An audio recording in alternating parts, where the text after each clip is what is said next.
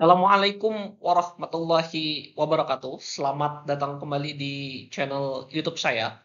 Pada video kali ini kita akan kembali membahas aturan perpajakan. Ya, kali ini kita akan membahas PMK nomor 66 tahun 2023, yang mana pokok bahasannya adalah terkait dengan perlakuan pajak penghasilan atas penggantian atau imbalan sehubungan dengan pekerjaan atau jasa dalam bentuk natura dan atau kenikmatan. Ya, jadi pokoknya dalam video ini yang akan kita bahas adalah terkait dengan natura dan atau kenikmatan serta bagaimana perlakuannya dalam pajak penghasilan. Materi kita pada hari ini ada 4 ya. Yang pertama kita akan membahas terlebih dahulu latar belakang dari kenapa ada PMK ini. Kemudian kita juga akan membahas perlakuan pembebanan biaya natura atau kenikmatan dan natura atau kenikmatan sebagai objek PPh. Yang ketiga kita akan membahas juga natura atau kenikmatan yang dikecualikan dari objek PPh. Dan yang keempat, kita juga akan membahas tata cara penilaian dan penghitungan dari natura atau kenikmatan ini sendiri. Baik, kita masuk ke materi yang pertama, yaitu latar belakang dari kenapa adanya PMK nomor 66 tahun 2023 ini. Oke, jadi sebagaimana yang sudah diamanatkan dalam Undang-Undang Perpajakan terbaru, sebagaimana diubah dengan Undang-Undang HPP ya, atau Undang-Undang Harmonisasi Peraturan Perpajakan, atau Undang-Undang Nomor 7 Tahun 2021. Mungkin kita tidak akan membahas lebih dalam terkait dengan Undang-Undang HPP ini sendiri karena sudah pernah dibuatkan videonya. Teman-teman silakan tonton pembahasan lengkapnya di link di pojok kanan atas video ini. Oke, jadi intinya pada Undang-Undang HPP, perlakuan atas natura atau kenikmatan yang sebelumnya itu pada dasarnya tidak dapat dikurangkan bagi sisi pemberi kerja dan bukan objek PPh bagi penerima dengan negatif list, sekarang menjadi bisa dibiayakan. Tentunya sepanjang natura tersebut terkait dengan 3M penghasilan, ya, atau mendapatkan, menagih, dan memelihara penghasilan. Tentunya dari sisi pemberi kerja. Konsekuensinya, di sisi pegawai yang menerima natura tersebut, ya, maka natura ini akan menjadi objek PPh. Artinya dia menjadi penambah komponen penghasilan. Nah, tetapi karena di undang-undang yang lama itu ada negatif list, maka di sini ada juga negatif listnya. Negatif list untuk natura sebagaimana diatur dalam undang-undang HPP yang baru itu ada 5. Yang pertama adalah penyediaan makan minum atau bahan makanan bagi seluruh pegawai. Yang kedua, natura dan atau kenikmatan di daerah tertentu. Yang ketiga, natura dan atau kenikmatan karena keharusan pekerjaan. Yang keempat, natura dan atau kenikmatan yang bersumber atau dibiayai dari APBN, APBD atau APBDes, dan natura dan atau kenikmatan dengan jenis dan atau batasan tertentu. Nah, dari Undang-Undang HPP ini, ketentuan lebih lanjutnya didelegasikan atau lex spesialisnya didelegasikan ke peraturan pemerintah, yaitu PP nomor 55 tahun 2022. Kemudian di PP nomor 55 tahun 2022 itu diperinci lagi ya teman-teman. Dari 5 item tadi, ya, itu diperinci lagi. Kalau di aturan perpajakan sebelumnya, di Undang-Undang PPh sebelum Undang-Undang HPP, itu ada negatif list yang merupakan natura yang boleh dibiayakan. Maka di Undang-Undang HPP sebagaimana diperinci lagi dalam PP 55 itu negatif listnya adalah apa saja natura dan atau kenikmatan yang bukan merupakan objek PPh atau non-taxable. Tadi ada 5. Nah, dari 5 tadi, di PP 55 tahun 2022 itu diperinci lagi teman-teman ya. terkait dengan makanan minuman atau bahan makanan atau bahan minuman bagi seluruh pegawai itu diberikan batasan tertentu. Kemudian untuk natura di daerah tertentu itu ada penetapan lokasinya.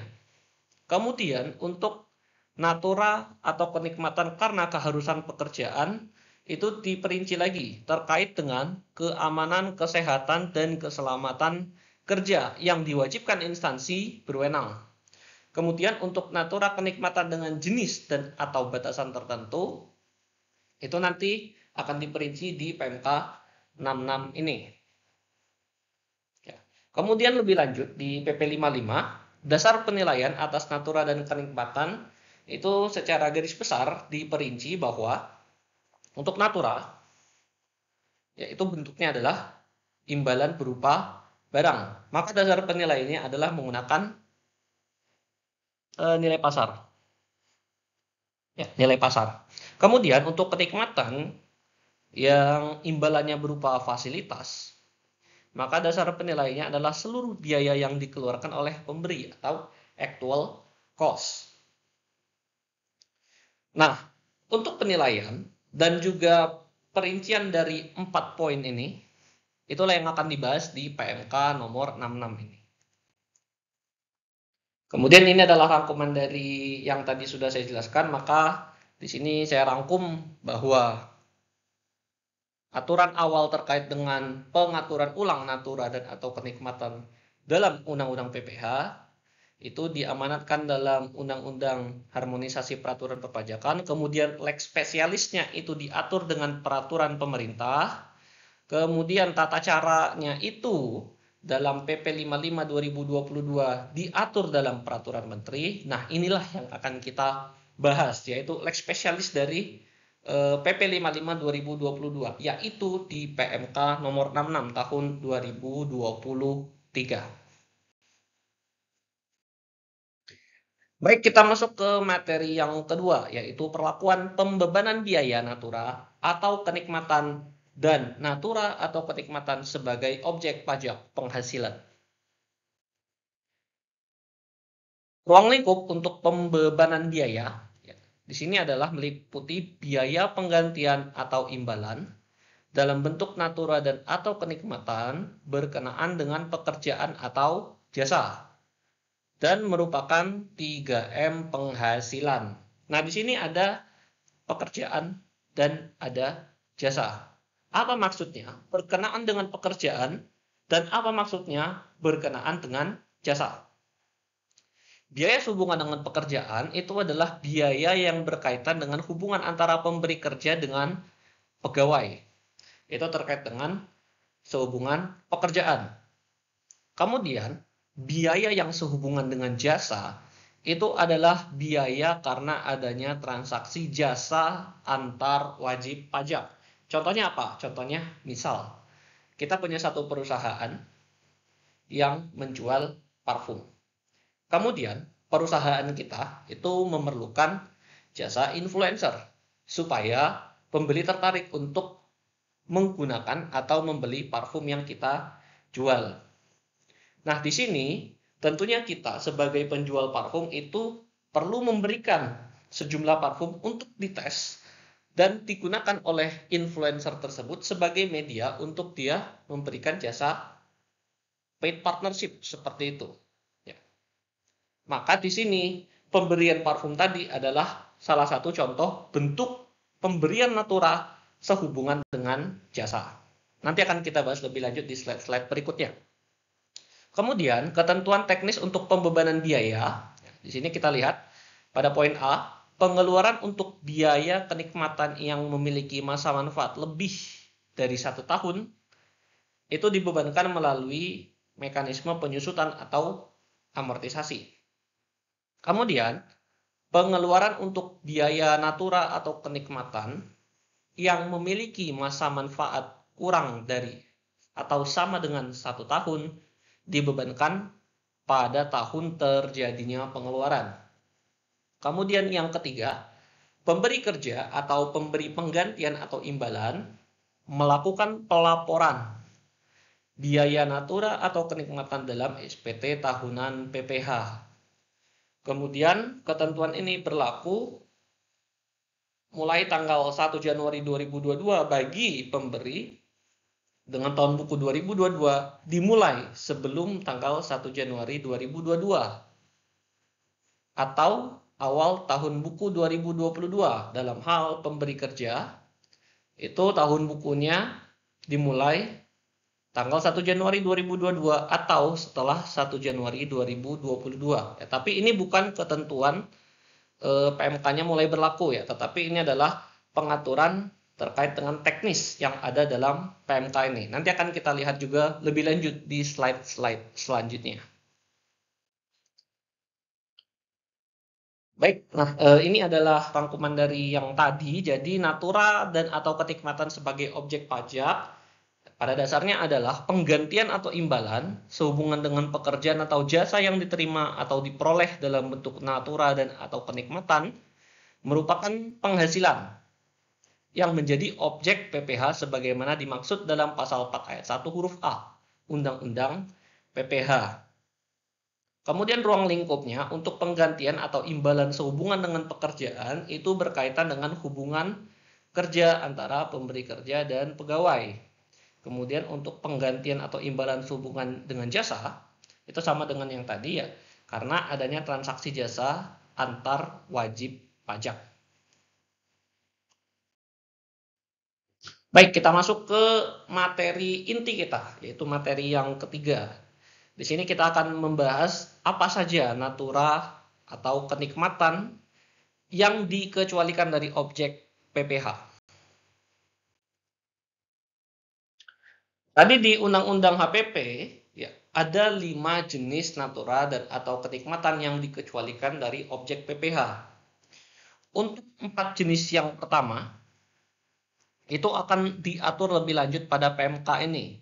Kemudian untuk jenis yang kelima yaitu natura dan atau kenikmatan yang bersumber atau dibiayai oleh APBN, APBD dan atau APBDes itu tidak diatur dalam PMK ini. Jadi kita akan membahas tentang 4 jenis natura dan atau kenikmatan saja. 4 dari 5. Ya. Itulah yang akan kita bahas di video kali ini. Kita masuk ke jenis natura yang pertama. Makanan, bahan minuman dan atau minuman bagi seluruh pegawai. Nah, apa definisi dari makanan, bahan minuman dan atau minuman ini? Yang pertama, definisinya adalah makanan dan atau minuman yang disediakan pemberi kerja di tempat kerja. Ini jelas ya. Misalnya kita bekerja di satu perusahaan, kemudian makan siang kita itu diberikan di kantin, misal. Nah, itu adalah salah satu bentuk pemberian natura yang dimaksud. Karena diberikan di kantin tempat kita kerja.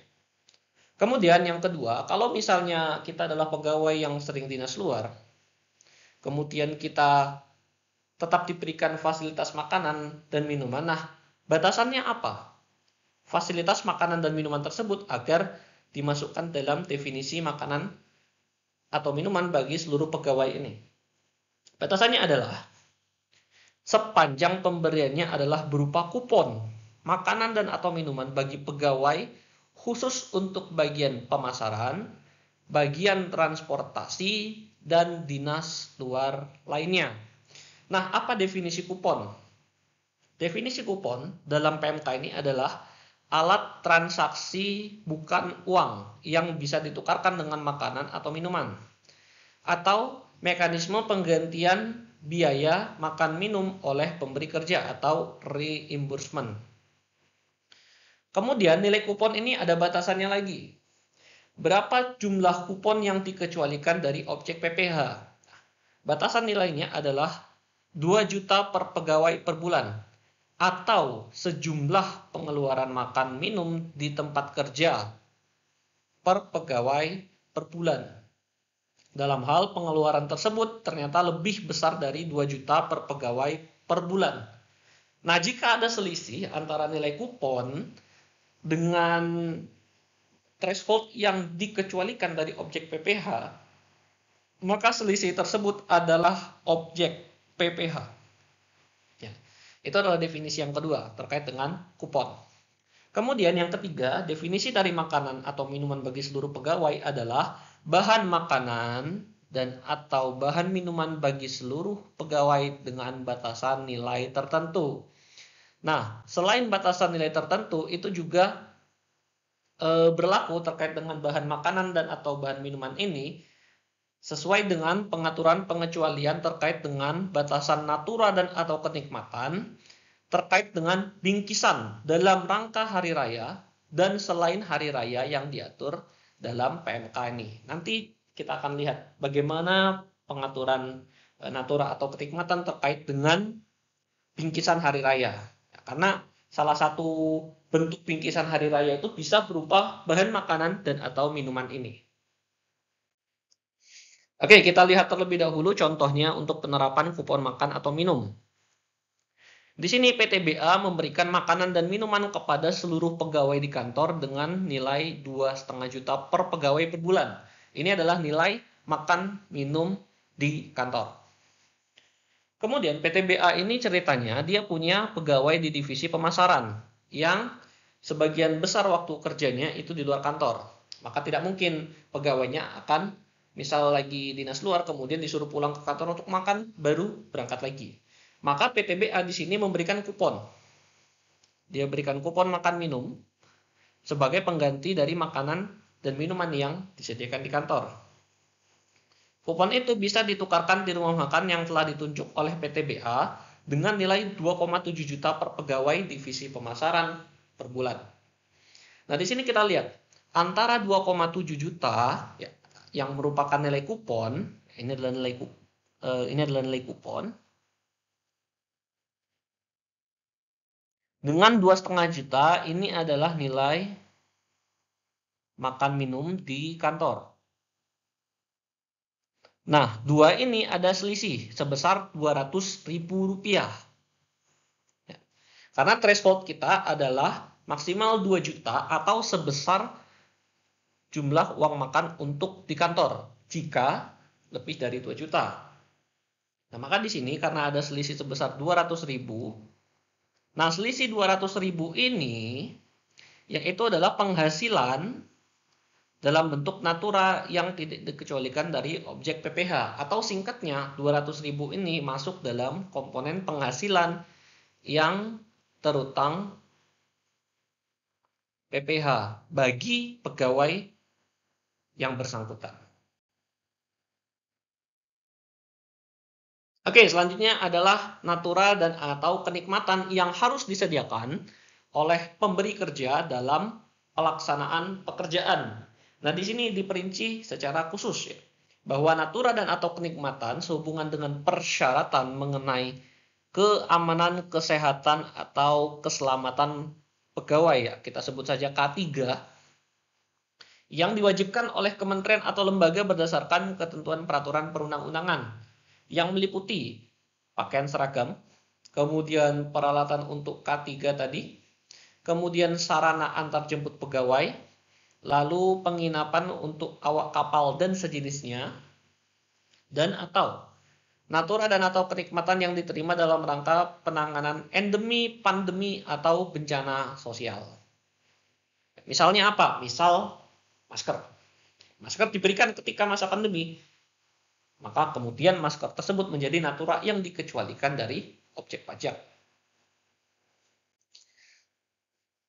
Kemudian selanjutnya terkait dengan natura dan atau kenikmatan dengan jenis dan atau besaran tertentu. Nah, ini adalah merupakan jenis-jenis natura dan atau kenikmatan yang terperinci disertai dengan batasannya atau negative list. Nah, listnya itu akan kita lihat nanti di slide selanjutnya.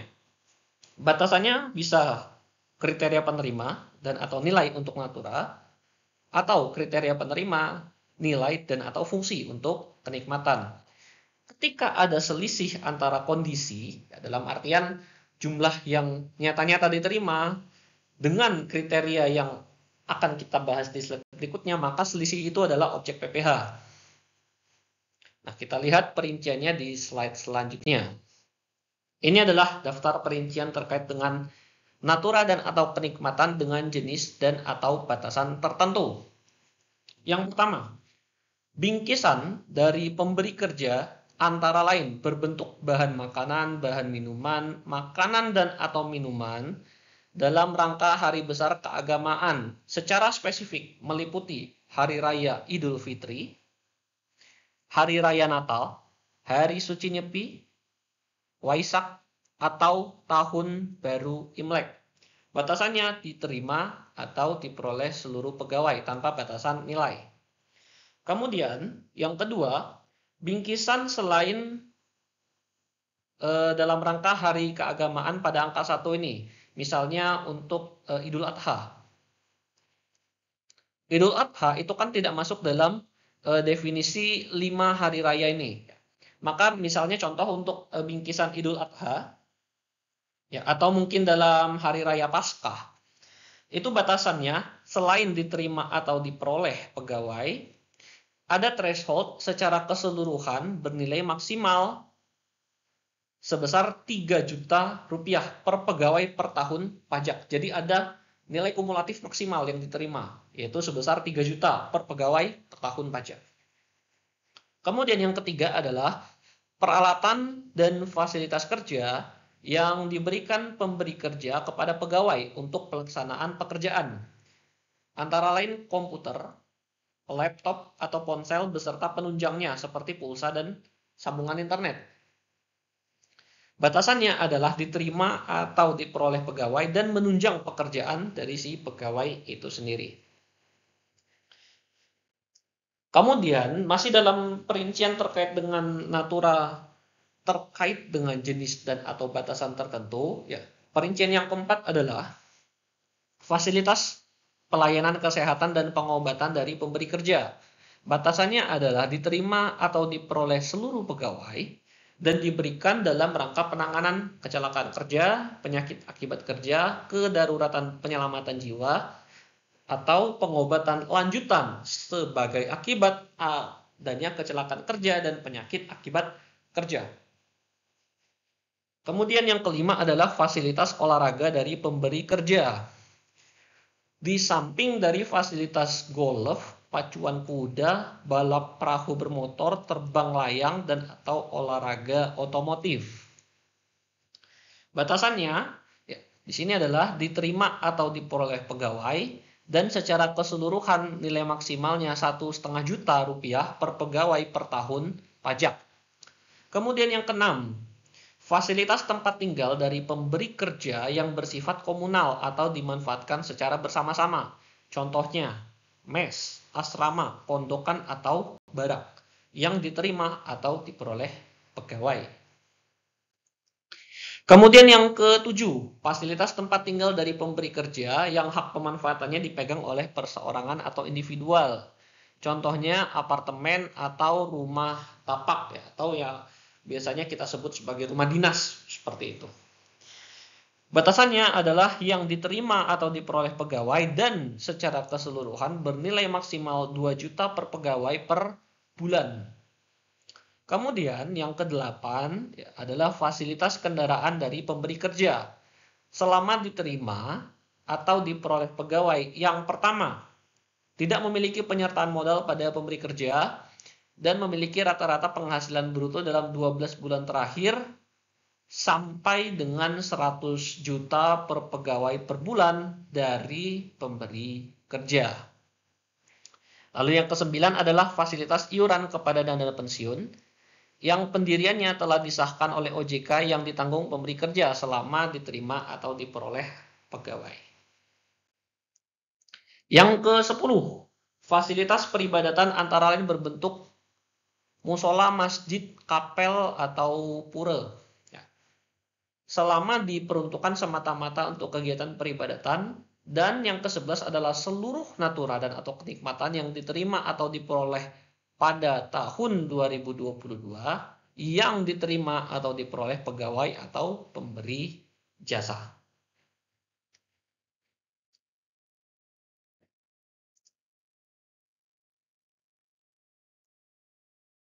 Oke, kita masuk ke contoh kasus ya. Kita bicara yang pertama contoh kasus terkait dengan batasan nilai bingkisan. Selama tahun 2024, PT BC memberikan bingkisan kepada Tuan BZ selaku pegawainya dengan perincian sebagai berikut. Kita lihat satu persatu. 20 Februari 2024 diberikan bingkisan berbentuk bahan makanan dan bahan minuman dalam rangka tahun baru Imlek senilai 500.000. Nah, ini adalah termasuk dalam natura atau kenikmatan yang dikecualikan dari objek pajak tanpa ada batasan jumlah. Maka di sini untuk yang Februari tahun baru Imlek nilai bingkisannya adalah 500.000. Kita tidak melihat akumulasinya ya di sini. Kemudian batasan nilai bingkisannya itu tidak ada. Jadi 500.000 itu semuanya dibebaskan dari atau dikecualikan dari objek PPh. Kemudian di tanggal 19 Maret 2024 diberikan bingkisan berupa seperangkat peralatan rumah tangga dalam rangka ulang tahun perusahaan. Nah, ini tidak termasuk dalam bingkisan sebagaimana dimaksud tadi ya, terkait dengan hari raya keagamaan senilai 1 juta rupiah. Nah, 1 juta rupiah ini itu masih belum dijadikan objek pajak. Kenapa? Karena dia belum melewati threshold 3 juta rupiah. Karena di sini akumulasinya baru mulai dihitung 1 juta, seperti itu. Tapi di 18 Juni 2024 diberikan bingkisan lagi berupa sebuah TV dalam rangka apresiasi kinerja senilai 4 juta. Nah, kita hitung akumulasinya dari 1 juta ya, atas seperangkat peralatan rumah tangga tadi. 1 juta kita tambahkan dengan 4 juta. Maka di sini akumulasinya itu adalah sebesar 5 juta rupiah. Karena 5 juta ini sudah melewati threshold 3 juta, maka 5 juta tadi kita kurangkan dengan 3 juta rupiah. Maka nilai bingkisan yang menjadi objek PPh adalah sebesar 2 juta rupiah. Kemudian di Agustus, tanggal 19 Agustus 2024 itu diberikan lagi bingkisan berupa sebuah microwave. Lagi-lagi dalam rangka apresiasi kinerja, karena dia tidak termasuk terkait dengan hari raya keagamaan, maka untuk hadiah berupa microwave senilai 2 juta rupiah ini itu langsung kita masukkan ya, karena dia sudah melewati kumulasi 3 juta rupiah, maka 2 juta ini langsung saja kita jadikan dia sebagai objek PPh bagi si Tuan BZ. Lalu kita masuk ke contoh selanjutnya terkait dengan kasus untuk batasan nilai penghasilan pegawai yang berhak mendapatkan pengecualian fasilitas kendaraan. Di sini Tuan JD merupakan manajer eksekutif yang telah bekerja selama 4 tahun di PT JQ. Tuan JD tidak memiliki penyertaan modal pada PT JQ. Kemudian mulai Januari 2025, Tuan JD menerima fasilitas kendaraan berupa mobil sedan. Diketahui bahwa data penghasilan bruto Tuan JD dari PT JQ dalam bentuk uang natura dan fasilitas serta penghasilan bruto rata-rata Tuan JD dalam 12 bulan terakhir sebagai berikut. Kita lihat tabel yang pertama ini. Di bulan Januari 2025 di sini Tuan JD menerima penghasilan selain kendaraan 80 juta rupiah dan fasilitas kendaraan 20 juta rupiah. Kemudian informasi selanjutnya adalah Tuan JD memiliki rata-rata penghasilan bulanan dalam 12 bulan terakhir itu sebesar 95 juta rupiah. Nah, 95 juta ini adalah untuk penghitungan pada bulan Februari 2024 sampai Januari 2025, yaitu bulan di mana kita perlu menentukan besaran rata-rata penghasilan bruto ini. Nah, di sini karena rata-rata penghasilan brutonya itu masih kurang dari 100 juta ya, yaitu 95 juta, maka atas nilai fasilitas kendaraan yang sebesar 20 juta rupiah ini, kita langsung hubungkan ke tabel yang di bawah. Maka atas 20 juta fasilitas kendaraan itu masih dikecualikan dari objek pajak. Ya, karena rata-rata penghasilan bruto untuk 12 bulan terakhir itu adalah kurang dari 100 juta. masih sebesar 95 juta. Tetapi di bulan Februari 2025 di sini Tuan JD menerima penghasilan 90 juta, kemudian ada fasilitas kendaraan 22 juta rupiah. Setelah dihitung, selama 12 bulan terakhir sampai dengan Februari 2025, artinya sejak Maret 2024 sampai dengan Februari 2025, rata-rata penghasilan brutonya itu sudah 105 juta rupiah. Maka di sini atas 22 juta nilai fasilitas kendaraan tadi itu sudah menjadi objek PPh. Ya, karena rata-rata penghasilan brutonya selama 12 bulan terakhir itu sudah melewati 100 juta rupiah. Begitupun di bulan Maret 2025. Di sini kita lihat penghasilan selain kendaraan 100 juta, kemudian dia mendapatkan fasilitas kendaraan 21 juta, dan berdasarkan info kita lihat ya, berdasarkan info penghitungan rata-rata penghasilan bruto dalam 12 bulan terakhir, artinya sejak April 2024 sampai Maret 2025, yang merupakan basis penghitungan untuk rata-rata penghasilan bruto 12 bulan terakhir untuk bulan Maret 2025, diketahui rata-ratanya 110 juta. Maka atas 21 juta ini, ya, karena 110-nya sudah melewati 100 juta, maka 21 juta ini dia menjadi objek PPh. Oke, selanjutnya kita masuk ke natura dan atau kenikmatan yang disediakan di daerah tertentu.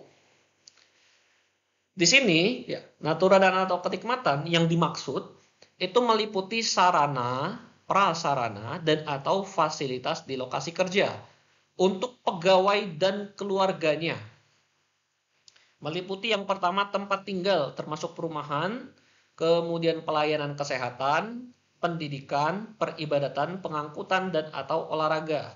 Tapi untuk olahraga itu tidak termasuk di dalamnya golf, balap perahu bermotor, pacuan kuda, terbang layang, atau olahraga otomotif.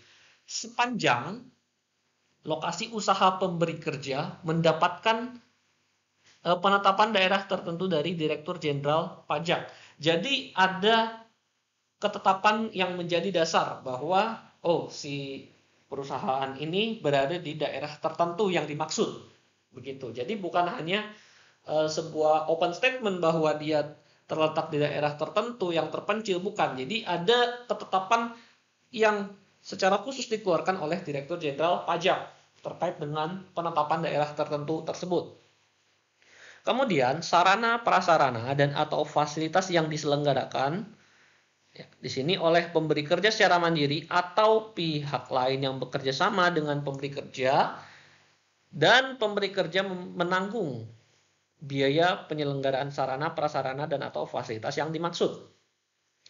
Kemudian ya, terkait dengan sarana dan prasarana yang menjadi natura dan atau kenikmatan ini, termasuk juga adalah sarana, prasarana, dan atau fasilitas berupa pelayanan kesehatan dan atau pendidikan yang diselenggarakan oleh pihak lain, termasuk ya, sarana, prasarana, dan atau fasilitas berupa yang terletak di wilayah kabupaten atau kota lokasi usaha dan atau wilayah kabupaten atau kota yang berbatasan langsung dengan wilayah kabupaten atau kota lokasi usaha.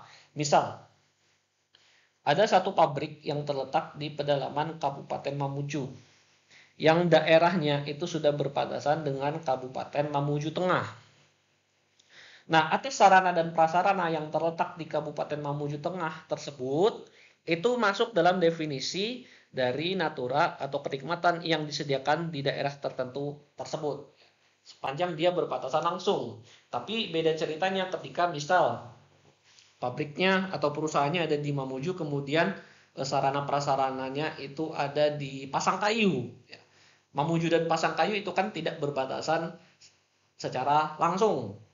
Kalau kita lihat di peta, maka di situ atas fasilitas atau sarana prasarana yang terletak di Pasangkayu itu tidak masuk dalam definisi ini. Kemudian yang ketiga adalah ya, sarana prasarana dan fasilitas pengangkutan, meliputi pengangkutan untuk pegawai dan keluarga dalam melaksanakan penugasan. Lah, kemudian terkait dengan kriteria dari daerah tertentu, ini diatur secara khusus ya. Definisi daerah tertentu dalam Undang-Undang HPP. Daerah tertentu yang disebut sebagai daerah terpencil adalah daerah yang secara ekonomis mempunyai potensi yang layak untuk dikembangkan, tetapi keadaan prasarana ekonomi pada umumnya kurang memadai dan sulit untuk dijangkau oleh transportasi umum, baik transportasi umum darat, laut, ataupun udara. Sehingga untuk mengubah potensi ekonomi yang tersedia menjadi kekuatan ekonomi yang nyata, di sini penanam modal itu menanggung risiko yang cukup tinggi dan masa pengembalian yang relatif panjang, termasuk daerah perairan laut yang mempunyai kedalaman lebih dari 50 meter, yang dasar lautnya memiliki cadangan mineral. Nah, itu adalah definisi secara rigid dari apa yang disebut sebagai daerah terpencil atau daerah tertentu. Parameternya di sini ya, ada parameter yang harus dipenuhi, yaitu adalah berdasarkan ketidaktersediaan dan ketidaklayakan atas 6 dari 11 jenis prasarana ekonomi ini. Jadi ketika ada 6 dari 11 ini yang didefinisikan tidak tersedia atau tidak layak, maka dia termasuk dalam definisi daerah terpencil. Yang pertama adalah listrik, kemudian yang kedua air bersih, yang ketiga perumahan yang disewa pegawai, kemudian yang keempat RS atau poliklinik, yang kelima sekolah, lalu olahraga atau hiburan, kemudian tempat peribadatan, pasar, dan jalan umum jembatan, kemudian pelabuhan laut, sungai atau pelabuhan udara, serta transportasi angkutan darat, laut, atau udara. Tidak termasuk yang telah dibangun oleh pemberi kerja. Nah, kemudian terkait dengan definisi dari tidak tersedia atau tidak layak, itu juga ada kriterianya. Ya. Sebagaimana nanti teman-teman mungkin bisa baca lebih lengkap di lampiran dari PMK 66 ini sendiri, tapi akan saya coba jelaskan secara ringkas terkait dengan apa parameternya dari 11 prasarana ini. Ya, dari 11 prasarana ini, apa kriteria agar dia bisa disebut tidak tersedia dan tidak layak? Oke, listrik yang pertama. Listrik itu disebut tersedia jika ada listrik PLN di lokasi usaha. Tapi kemudian listrik disebut tidak layak jika padam rata-rata 40 jam per minggu. Kemudian untuk air bersih, ya, disebut tersedia jika dia ada pasokan PDAM di lokasi usaha, dan disebut tidak layak jika padam rata-rata 40 jam per minggu. Kemudian terkait dengan perumahan yang bisa disewa pegawai, disebut tersedia jika terletak dalam radius kurang dari atau sama dengan 5 km dari lokasi usaha. Dan disebut tidak layak jika kondisinya jumlah rumah yang bisa disewa tidak sebanding dengan jumlah pegawai ditambah dengan keluarga. Kemudian yang keempat adalah rumah sakit dan atau poliklinik. Disebut tersedia jika terletak pada radius kurang dari atau sama dengan 5 km dari lokasi usaha, dan disebut tidak layak jika rumah sakit atau poliklinik tersebut tidak melayani program JKN. Kemudian untuk sekolah. Ya, untuk sekolah itu disebut tersedia jika ada SD, SMP, dan SMA yang terletak dalam radius kurang dari 5 km dari lokasi usaha. Dan disebut tidak layak jika tidak ada SD, SMP, dan SMA negeri di sekitar lokasi perusahaan tersebut. Kemudian terkait dengan tempat olahraga atau hiburan, tempat ibadah, pasar, jalan umum, dan atau jembatan, itu disebut tersedia jika radiusnya 5 km atau kurang dari lokasi usaha. Kemudian untuk tempat olahraga itu disebut tidak layak jika ada kurang dari 3 tempat permanen untuk olahraga atau hiburan. Disebut tidak ada tempat ibadah atau tidak layak jika tidak ada tempat ibadah umum. Pasar disebut tidak layak jika tersedia kurang dari 3 lokasi dan pasar yang dikelola swadaya masyarakat, dan jalan umum serta jembatan itu disebut tidak layak jika jalan umumnya tidak beraspal atau beraspal tapi berlubang dan berbahaya. Kemudian jembatan tidak layak jika non permanen. Lalu pelabuhan laut, sungai, atau bandara disebut tersedia jika terletak dalam radius 50 km atau kurang dari lokasi usaha dan disebut tidak layak jika kondisinya tidak terdaftar di kementerian lembaga terkait.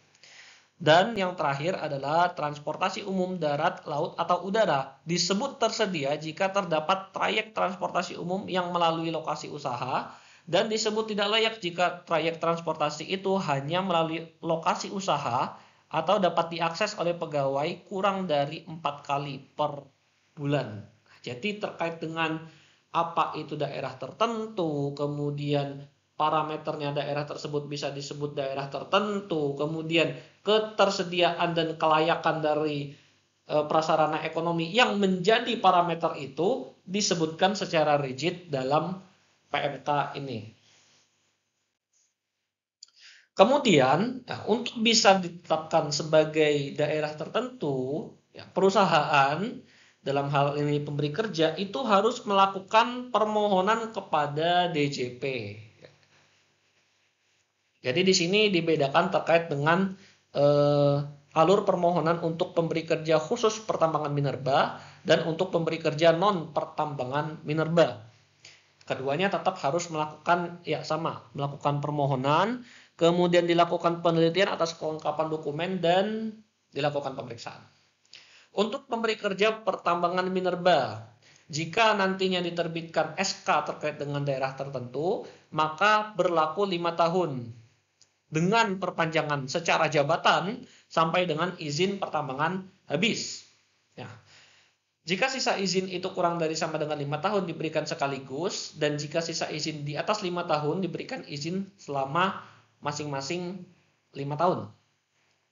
Jika SK habis setelah 5 tahun, maka dilakukan pemeriksaan perpanjangan atau penghentian perpanjangan secara jabatan.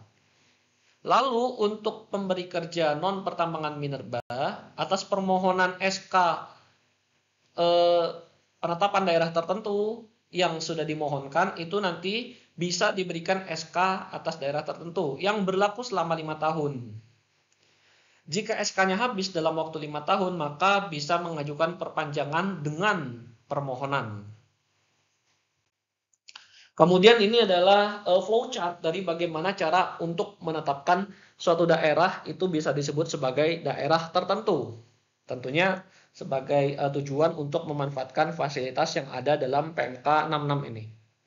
Di sini pemberi kerja yaitu melakukan permohonan, yang mana permohonannya itu terdiri dari permohonan, lalu NIB, peta lokasi, pernyataan ketersediaan prasarana, dan SK persetujuan khusus untuk perpanjangan WP non-minerba.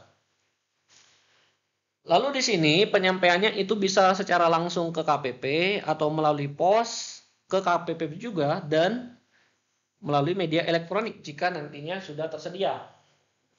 Kemudian dilakukan penelitian administrasi oleh Kanwil DJP. Kemudian kita lihat apakah permohonannya sudah lengkap secara administrasi. Jika belum lengkap, maka di sini Kanwil DJP akan memberikan surat permintaan kelengkapan dokumen yang diterbitkan maksimal 15 hari kerja sejak diterimanya permohonan.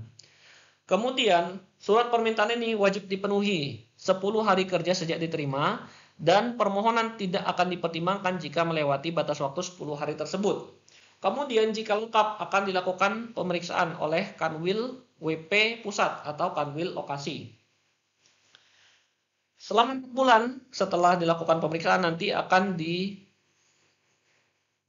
SK persetujuan atau SK penolakan yang berlaku untuk SK persetujuan itu selama 5 tahun. Nah, setelah 5 tahun nanti dilakukan pemeriksaan. Untuk pemberi kerja minerba itu dilakukan pemeriksaan secara jabatan. Dan untuk pemberi kerja non-minerba yang mengajukan SK daerah tertentu itu dilaksanakan pemeriksaan permohonan perpanjangan. Pemeriksaan itu dilakukan selama 4 bulan.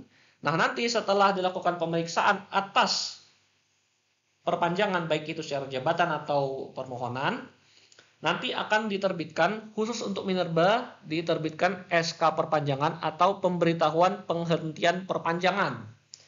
Dan untuk pemberi kerja non-minerba itu nanti diberikan SK persetujuan perpanjangan atau SK penolakan perpanjangan. Nah, ini aturan yang lumayan teknis. Nanti teman-teman apabila kurang jelas silakan di-swipe kembali ke menit-menit sebelumnya.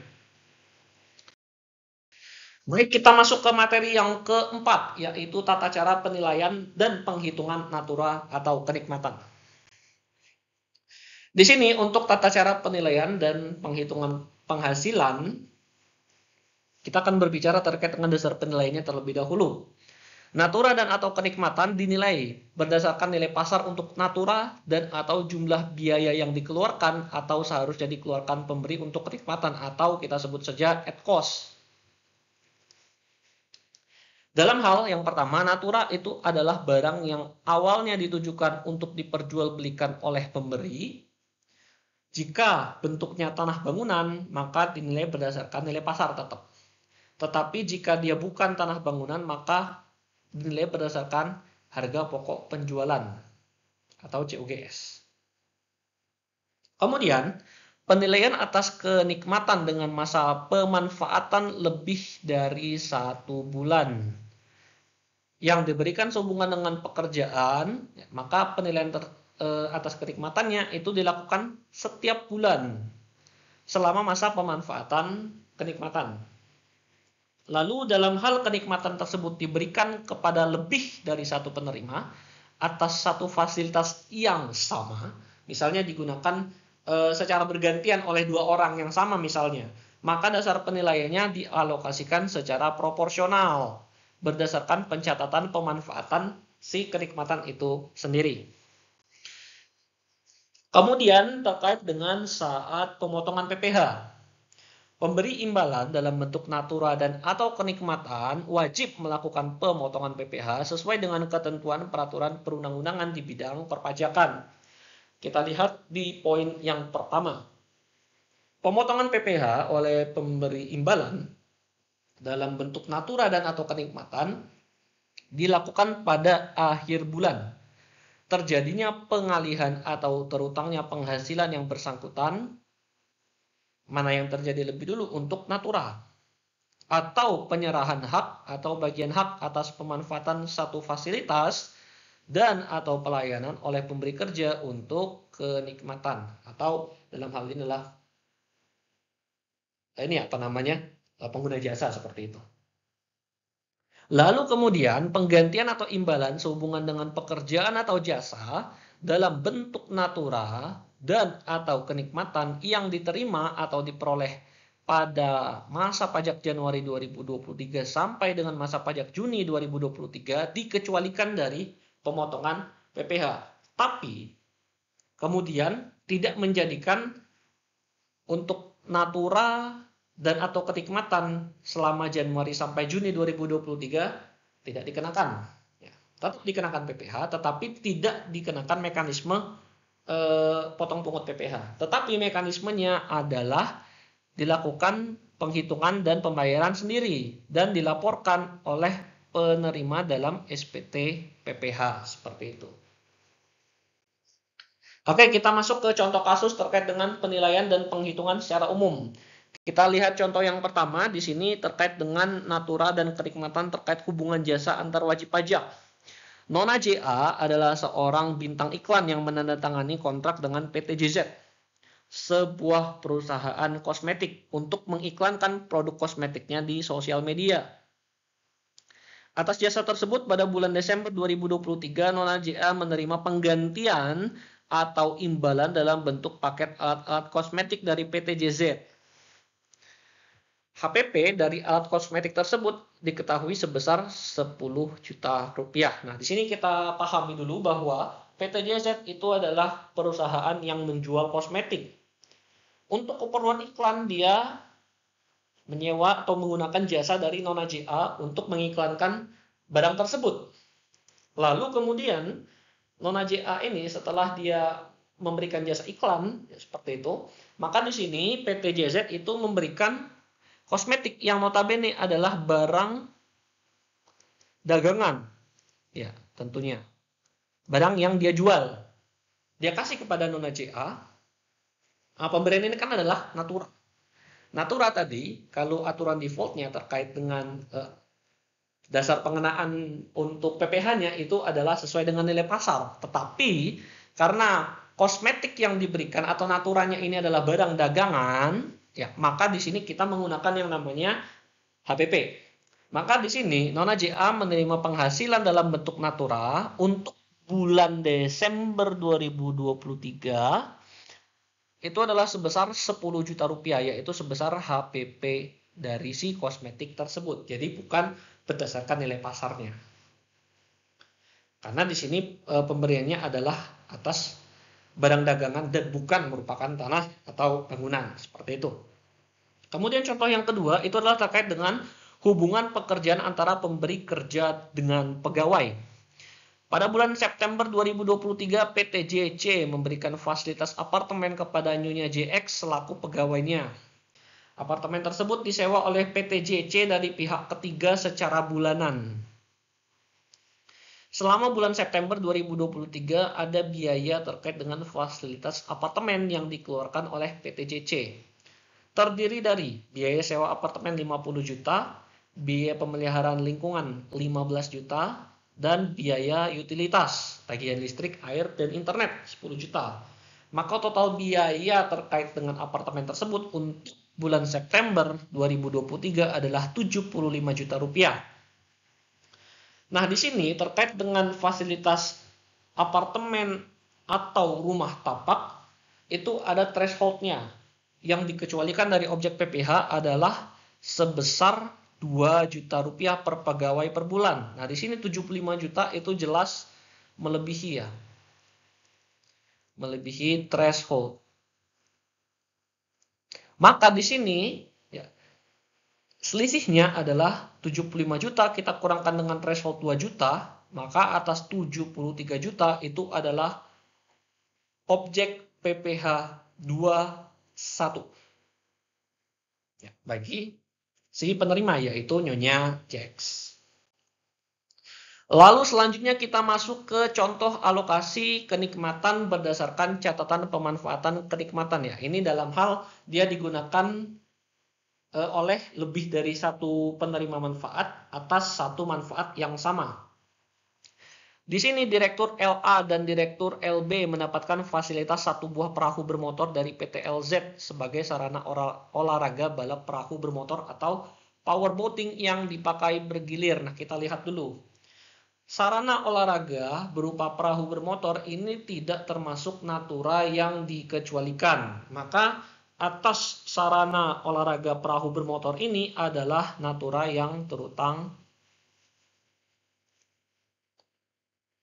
PPh bagi penerimanya, dalam hal ini adalah Direktur LA dan LB.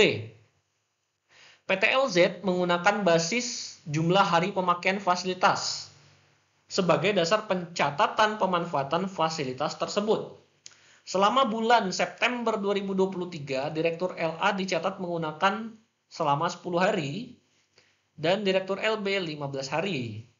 Kemudian untuk biaya-biaya penyediaannya terdiri dari biaya penyusutan 480 juta per tahun, kemudian biaya pemeliharaan yang dikeluarkan selama bulan September 2023 itu 15 juta. Dan biaya operasional termasuk bahan bakar, kru, dan lain-lain itu untuk September 2023 sebesar 10 juta. Nah, dari sini kita lihat biaya yang dialokasikan untuk bulan September itu apa saja. Yang pertama jelas biaya pemeliharaan itu adalah biaya bulanan ya, 15 juta untuk bulan September. Kemudian 10 juta terkait dengan biaya operasional, ini juga biaya bulanan yang dikeluarkan untuk bulan September. Kemudian terkait dengan penyusutan, kita lihat di sini 480 juta per tahun. Nah, ini harus dibebankan secara proporsional setiap bulan. Dijadikan biaya bulanan seperti itu ya. Maka untuk menjadikannya sebagai biaya bulanan, atas biaya penyusutan ini 480 juta itu kita bagi dengan 12 bulan. Maka di sini kita dapatkan biayanya adalah 40 juta per bulan. Maka di sini kita dapatkan biaya penyediaan fasilitas atas perahu bermotor tersebut untuk bulan September 2023, biaya penyusutan yang diakui hanya 40 juta, kemudian biaya pemeliharaan 15 juta, dan biaya operasional 10 juta. Maka total biayanya adalah 65 juta rupiah. Itu adalah total biaya yang menjadi dasar pengenaan objek PPh 21. Kemudian masalah selanjutnya adalah 65 juta ini digunakan oleh dua orang, LA dan LB, dengan lama penggunaan yang berbeda. LA itu pakai selama 10 hari, LB 15 hari. Maka di sini kita bebankan 65 juta ini secara proporsional. Direktur LA itu adalah sebesar 10 hari dibagi dengan jumlah hari. 10 tambah 15 yaitu 25 hari. Kita kalikan dengan dasar pengenaan pajak secara akumulatif adalah 65 juta rupiah. Maka di sini Direktur LA itu ya dia dibebankan PPh dengan DPP 26 juta. Sementara Direktur LB ya tinggal kita kurangkan saja atau kita gunakan rumus 15 dibagi dengan 10 plus 15 kita kalikan dengan 65 juta. Maka Direktur LB itu dibebankan PPh dengan DPP 39 juta rupiah. Kemudian kita masuk ke tata cara untuk penilaian. Kita masuk ke kasus terkait dengan saat pemotongan PPh. Nona MC, artis, memberikan jasa paid promote atau promosi berbayar pada Hotel MX. Atas jasa promosi berbayar atau paid promote tersebut, Nona MC mendapatkan imbalan berupa 8 buah voucher yang dapat digunakan untuk menginap di hotel selama 8 malam. Kontrak jasa promosi berbayar ditandatangani 1 Januari 2024 dan saat itu juga diberikan 8 voucher tersebut. Maka atas pemberian kenikmatan dalam bentuk fasilitas menginap berupa 8 voucher yang diserahkan pada 1 Januari 2024 dilakukan pemotongan PPh 21 pada akhir bulan penyerahan hak untuk memanfaatkan voucher menginap kepada penerima, yaitu pada akhir bulan Januari 2024. Maksudnya apa? Maksudnya begini. Voucher tersebut ada 8. Diberikan langsung ketika penandatanganan kontrak 1 Januari 2024. Terlepas dari voucher tersebut mau dimanfaatkan kapan, ketika ada pengalihan hak atau manfaat, maka saat itu juga menjadi bulan terutang atau dilakukan pemotongan PPh 21-nya, seperti itu. Artinya di akhir bulan Januari yaitu dilakukan pemotongan atas fasilitas 88 voucher semua gitu ya. Jadi bukan hanya atas jumlah yang dimanfaatkan pada bulan Januari tersebut. Itu contoh yang pertama. Kemudian untuk contoh yang kedua, PTMB ya di sini melakukan atau merupakan perusahaan yang bergerak di bidang jasa konstruksi. Ya, inilah keywordnya jasa konstruksi. PTMB memberikan jasa konstruksi berupa jasa pembangunan gudang kepada PTMY, sebuah perusahaan produsen ekskavator, yang dimulai pembangunannya 1 Januari 2025. Atas jasa konstruksi tersebut, di dalam kontrak disebutkan bahwa PTMY akan memberikan penggantian atau imbalan berupa 5 buah ekskavator kepada PTMB. Ya, ini adalah natura, jelas. Ketika proses konstruksi selesai. Proses konstruksi selesai 6 Desember 2025 dan PTMY menyerahkan 5 buah ekskavator kepada PTMB. Nah, atas penghasilan berupa penggantian atau imbalan dalam bentuk natura yang diterima oleh PTMB berupa ekskavator. Nah, kita lihat tadi keywordnya adalah jasa konstruksi. Maka di sini dia tidak terutang PPh pasal 21, tetapi dia terutang PPh final pasal 4 ayat 2 atas jasa konstruksi. Ya, jadi jangan terkecoh ya. Terkait dengan jasa ini kita harus pintar-pintar melihat.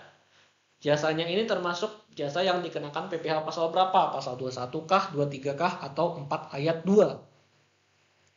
Nah, di sini PPh pasal 4 ayat 2 atas jasa konstruksi yang imbalannya adalah berupa natura, dalam hal ini ekskavator, itu dipotong pada akhir bulan dilakukan pengalihan si ekskavator tadi, yaitu pada akhir bulan Desember 2025, yang mana adalah ketika saat si bangunannya itu selesai. Seperti itu. Kita masuk ke aturan peralihan dan penutup.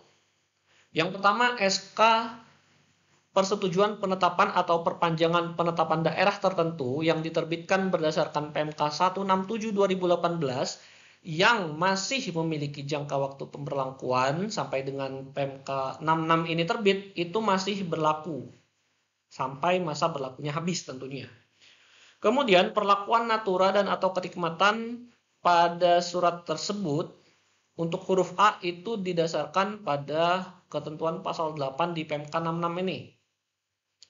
Kemudian proses penyelesaian permohonan penetapan atau perpanjangan penetapan daerah tertentu yang masih ongoing itu diselesaikan berdasarkan ketentuan PMK 66 ini. Jadi kita mengikut ke PMK 66 ini, tidak lagi ke PMK 167 ketika ada penyelesaian penetapan atau perpanjangan penetapan. Kemudian terkait dengan permohonan penetapan atau perpanjangan penetapan yang dinyatakan belum lengkap kelengkapan dokumennya berdasarkan aturan di PMK 66 ini, maka Kanwil pemberi kerja yang berstatus pusat harus meminta kelengkapan dokumen dimaksud dalam jangka waktu 15 hari sejak PMK ini berlaku. Lalu, permohonan penetapan atau perpanjangan penetapan daerah tertentu yang sedang dilakukan pemeriksaan oleh Kanwil DJP lokasi dan belum diterbitkan keputusan setelah 4 bulan dari permohonan diterima lengkap, harus diterbitkan paling lambat 6 bulan sejak permohonan diterima lengkap atau 1 bulan sejak PMK ini berlaku. Mana yang terjadi lebih dahulu. Kemudian terhadap pemberi kerja pemegang izin pertambangan minerba yang memiliki SK penetapan daerah tertentu yang masa berlakunya berakhir setelah PMK 66 ini berlaku, dia diharuskan mengajukan permohonan kembali dalam rangka perpanjangan penetapan daerah tertentu paling lambat 4 bulan sebelum berakhirnya jangka waktu pada SK penetapan daerah tertentu yang dimiliki. Dan yang penting, pada saat PMK 66 berlaku, PMK 167/2018 dinyatakan tidak berlaku dan PMK 66 berlaku mulai 1 Juli 2023.